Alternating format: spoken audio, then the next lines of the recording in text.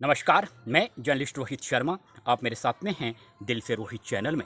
दोस्तों, राजस्थान में पिछले दिनों विधानसभा में जिस तरह से 7 दिन तक सत्ता पक्ष और विपक्ष के बीच में आपस में गतिरोध की स्थिति बनी रही और सत्ता पक्ष और विपक्ष के सदस्यों ने सामूहिक रूप से मिलकर जिस नाटक का मंचन किया, इस नाटक के पात्र सत्ता पक्ष के सदस्य भी थे, विपक्ष के सदस्य भी थे।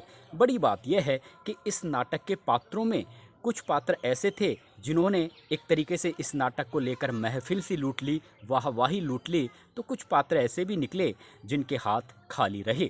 लेकिन ओवरऑल राजस्थान की जनता की बात करें तो राजस्थान की जनता इस नाटक से ऊब गई थी। बाद में गतिरोध दूर भी हुआ, नाटक का समापन भी हुआ और नाटक के समापन के बाद भी नाटक के कुछ अंश देखने को मिले। उसका मैं आगे जिक्र करूंगा, काफ़ी दिलचस्प वाकया है। लेकिन इससे पहले इस जो नाटक थे, इस नाटक के 3 किरदार ऐसे थे, 3 पात्र ऐसे थे जिन्होंने एक तरीके से इस पूरे नाटक को लेकर महफिल से लूट ली, वाहवाही लूट ली। उसमें सबसे पहले नंबर पर आते हैं राजस्थान के मुख्यमंत्री भजनलाल शर्मा, जो राजस्थान विधानसभा में सदन के नेता भी हैं। देखिए, 7 दिनों तक सत्ता पक्ष और विपक्ष के बीच में गतिरोध की स्थिति बनी हुई थी। कोई झुकने को तैयार नहीं था, ना सत्ता पक्ष और ना विपक्ष। लेकिन मुख्यमंत्री भजनलाल शर्मा ने सदन में 1 सेकंड में ही ये कहकर कि कोई भी माफ़ी मत मांगो, मैं माफ़ी मांग लेता हूँ, इतने से शब्द कहकर ही 1 सेकंड में उन्होंने जिस तरह से 7 दिन तक चले आ रहे इस गतिरोध को दूर किया, वो काफ़ी काबिले तारीफ़ था। हालांकि बाद में कहने वाले ये भी कहने लगे कि आखिर 7 दिन क्यों लगा दिए भजनलाल शर्मा ने, क्या उन्हें भी इस नाटक को देखकर आनंद आ रहा था।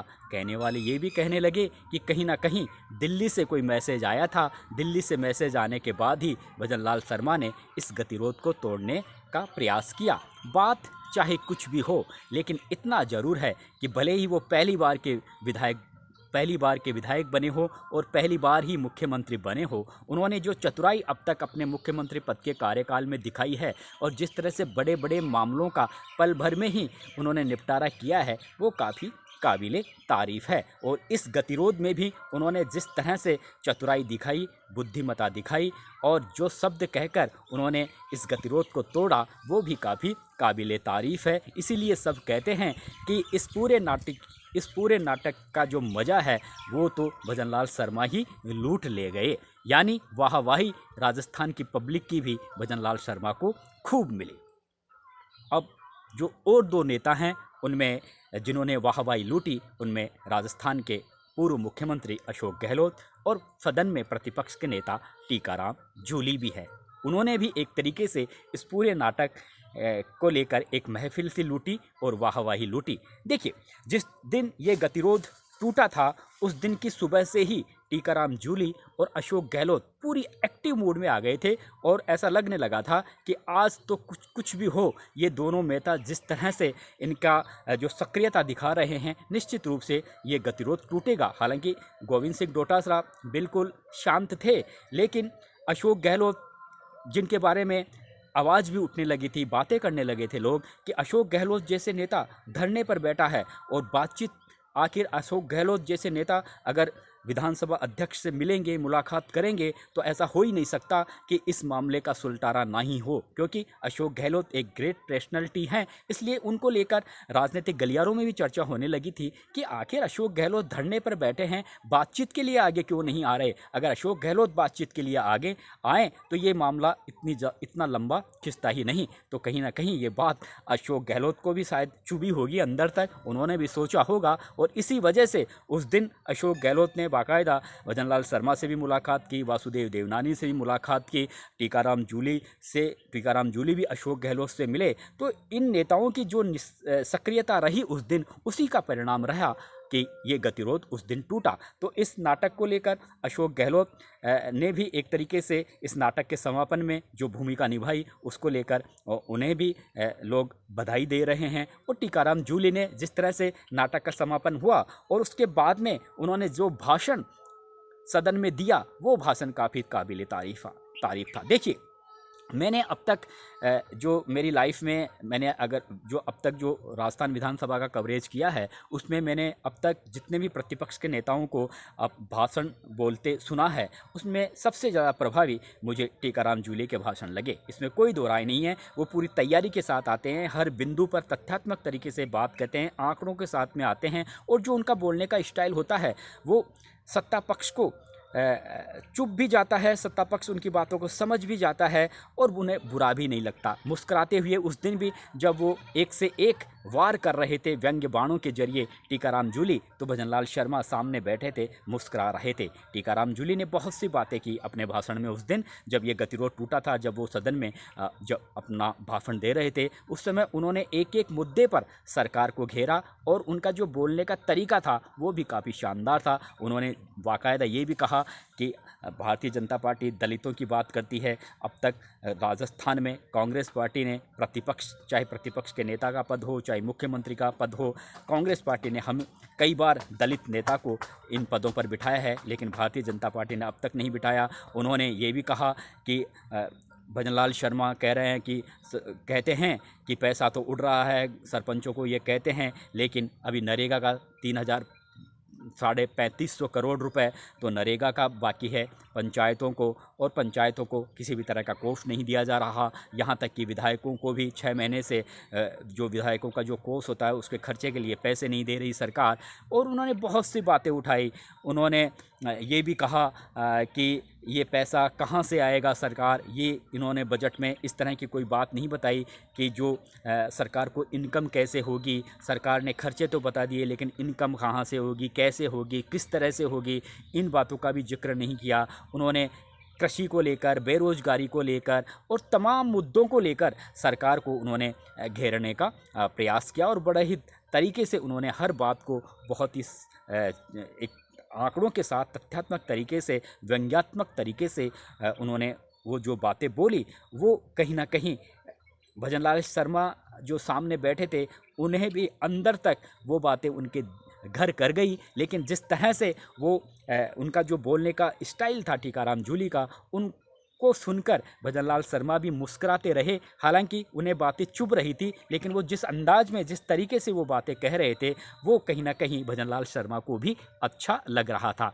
तो इस नाटक के समापन के बाद में टीकाराम जूली ने भी एक तरीके से उस दिन सदन में अपने भाषण के माध्यम से महफिल से लूट ली। ये बात अलग है कि उस दिन सदन में ना तो गोविंद सिंह डोटासरा मौजूद थे, ना ही कांग्रेस पार्टी के कोई ज़्यादा विधायक उस समय सदन में मौजूद थे। देखिए, सदन में कांग्रेस पार्टी के विधायकों की संख्या बहुत अच्छी तादाद में है। ये कह नहीं सकते कि सदन में कांग्रेस पार्टी के विधायकों की संख्या कम है, लेकिन इसके बावजूद भी जब सदन में गतिरोध दूर होने के बाद में टीकाराम जूली बोल रहे थे, उस समय वो जिन तरीके से बातें बोल रहे थे, तो कोई सदन में उनकी ओर से मेजे थपथपाने वाला कोई ज़्यादा विधायक वहाँ पर बैठा हुआ नहीं था विपक्ष का। वो काफ़ी एक देखने वाली बात है। तो उस समय ऐसा लग रहा था, और उस समय और जब इस तरह की स्थितियाँ होती है, तभी सत्ता पक्ष को ये कहने का मौका मिल जाता है कि कहीं ना कहीं टीकाराम जूली को कांग्रेस पार्टी के बड़े लीडर पसंद नहीं करते प्रतिपक्ष के पद पर, और शायद कहीं ना कहीं टीकाराम जूली की घेराबंदी की जा रही है, कहीं ना कहीं उन्हें कमज़ोर करने का सदन में प्रयास किया जा रहा है। और अगर इस तरह की बातें उठती है तो कहीं ना कहीं इन बातों को पूरी तरह से सिरे से खारिज भी नहीं किया जा सकता। कुल मिलाकर सदन में जिस तरह से टीकाराम जूली का जो भाषण रहा वो काफ़ी सारगर्भित था। उन्होंने बहुत ही तथ्यात्मक तरीके से एक एक विषय को लेकर उन्होंने जिस तरह से भजनलाल सरकार की घेराबंदी की, वो भी एक देखने वाली बात थी। तो इस पूरे नाटक में उन्होंने जिस तरह से एक महफिल सी लूटी, जिस तरह से वाहवाही सी लूटी, वो भी एक देखने वाली बात थी। हालांकि इस पूरे घटनाक्रम में जो ये गतिरोध हुआ, उसमें कहीं ना कहीं गोविंद सिंह डोटासरा को राजनीतिक गलियारों में भी एक ऐसा माना जा रहा है कि ये कहीं ना कहीं जिस तरह से जब सदन में टीकाराम जूली का भाषण हो रहा था और ये गतिरोध जब टूटा उस समय गोविंद सिंह डोटासरा सदन में नहीं थे। हालांकि ये बात अलग है कि शादियों का सीज़न चल रहा है, हो सकता है किसी शादी में गए हों, नज़दीकी हों, कोई करीबी हों, उनकी शादी में गए हों, लेकिन गतिरोध टूटने के बाद में अगर विपक्ष के नेता का प्रतिपक्ष के नेता का कोई भाषण होता है तो उसमें विधायकों की जो विपक्ष के जो विधायक होते हैं उनकी अटेंडेंस भी बहुत ज़रूरी होती है। और ख़ास तौर से गोविंद सिंह डोटासरा तो राजस्थान कांग्रेस के अध्यक्ष हैं, उन्हें विशेष तौर पर चाहे कोई कितना ही ज़रूरी काम हो, विशेष तौर पर वहाँ रहना चाहिए था, क्योंकि 7 दिन तक वो सदन में गतिरोध के चलते उपस्थित नहीं हो पाए थे। एक ऐसा मौका था कि वो सत्ता पक्ष की घेराबंदी कर सकते थे विपक्ष के नेता के साथ मिलकर, लेकिन जब वो नज़र नहीं आए तो फिर राजनीतिक गलियारों में इसी तरह की चर्चा होने लगी कि कहीं ना कहीं गोविंद सिंह डोटासरा जिस तरह से टीकाराम जूली ने और अशोक गहलोत ने मिलकर जिस तरह से जो समझौता किया, उस समझौते में कहीं ना कहीं गोविंद सिंह डोटासरा की सहमति नहीं है और सहमति नहीं थी, इसलिए वो अपनी नाराज़गी के चलते ही शायद सदन में नहीं है। और ये इस तरह की बातें कहने का मौका सत्ता पक्ष को भी मिल गया। सत्ता पक्ष तो बराबर ये कहता ही रहा है, अब कई बार बोल चुका है कि गोविंद सिंह डोटासरा और टीकाराम जूली में कहीं ना कहीं जो राजनीतिक दूरियां लगातार बढ़ती जा रही है। गोविंद सिंह डोटासरा की आंखों में कहीं ना कहीं टीकाराम जूली खटकते हैं। ये बातें कई बार सत्ता पक्ष के विधायक कह चुके हैं, भाजपा के विधायक बराबर कहते रहते हैं कि टीकाराम जूली सुहा नहीं रहे हैं कांग्रेस पार्टी के सीनियर नेताओं को विधानसभा के अंदर, क्योंकि वो प्रतिपक्ष की नेता की भूमिका में हैं और कई कांग्रेस पार्टी के जो सीनियर विधायक हैं वो वहाँ पर विधायक की भूमिका में नज़र आते हैं। इसलिए कहीं ना कहीं टीकाराम जूली को कमज़ोर करने के लिए और जिस तरह से वो बोलते हैं, जिस तरह से टीकाराम जूली विधानसभा में बोलते हैं, तो वो अपने भाषण से मीडिया में भी काफ़ी पॉपुलर हो गए हैं और उनका जो भाषण देने का जो स्टाइल है, उनका जो भाषण है, वो दिल्ली के राजनीतिक गलियारों में भी काफ़ी गूंजता है। कांग्रेस पार्टी का जो कार्यालय है दिल्ली में, वहाँ पर बैठे हुए नेता भी टीकाराम जूली के भाषण से काफ़ी प्रभावित होते हैं। तो कहीं ना कहीं ऐसा लगता है कांग्रेस पार्टी के सीनियर नेताओं को कि टीकाराम जूली अब तेज़ी से कांग्रेस पार्टी में उनका तेज़ी से कद बढ़ता जा रहा है, जो हो सकता है आगामी 2028 के विधानसभा चुनाव में ऐसा हो सकता है कि टीकाराम जूली भी कहीं ना कहीं एक तरीके से कांग्रेस पार्टी उन्हें मुख्यमंत्री के चेहरे के रूप में आगे कर दे। इस तरह की पूरी संभावना है। यही वजह है कि गोविंद सिंह डोटासरा और टीकाराम जूली के बीच में भी जो संबंध होने चाहिए, क्योंकि सदन के अंदर टीकाराम जूली एक तरीके से नेता होते हैं और प्रतिपक्ष के नेता हैं, तो अशोक गहलोत हो, चाहे शांति धारीवाल हो, सचिन पायलट हो, गोविंद सिंह डोटासरा हो, सब टीकाराम जूली के अंडर में होते हैं विधानसभा के अंदर, और विधानसभा के बाहर गोविंद सिंह डोटासरा के अंडर में होते हैं सभी कांग्रेस पार्टी के नेता। ये सब आप जानते हैं। इसलिए अब जो जिस तरह से टीकाराम जूली की जो भूमिका है, जिस तरह से वो विधानसभा में अपनी जिम्मेवारी को निभा रहे हैं, उससे कहीं ना कहीं वो कांग्रेस पार्टी के सीनियर नेताओं की आंखों में खटक जरूर रहे हैं। इस तरह की राजनीतिक गलियारों में भी चर्चा होने लगी है और जिस तरह का व्यवहार कांग्रेस पार्टी के विधायक, सीनियर विधायकों का जो व्यवहार नज़र आ रहा है राजस्थान विधानसभा के अंदर, उसे देखकर सत्ता पक्ष के विधायक जिस तरह की बातें कह रहे हैं, तो उनमें कहीं ना कहीं ऐसा लगता है कि इसमें कहीं ना कहीं सच्चाई भी है। इसलिए अब कुल मिलाकर स्थिति यही आकर खड़ी हो गई है कि टीकाराम जूली को के सामने बहुत सी कठिन बड़ी बड़ी चुनौतियां हैं। अब वो इन चुनौतियों को कैसे और किस तरह से आगे पार करेंगे, ये भी एक देखने वाली बात होगी। लेकिन इस पूरे नाटक में, इस पूरे घटनाक्रम में गोविंद सिंह डोटासरा की कहीं ना कहीं राजनीतिक गलियारों में भी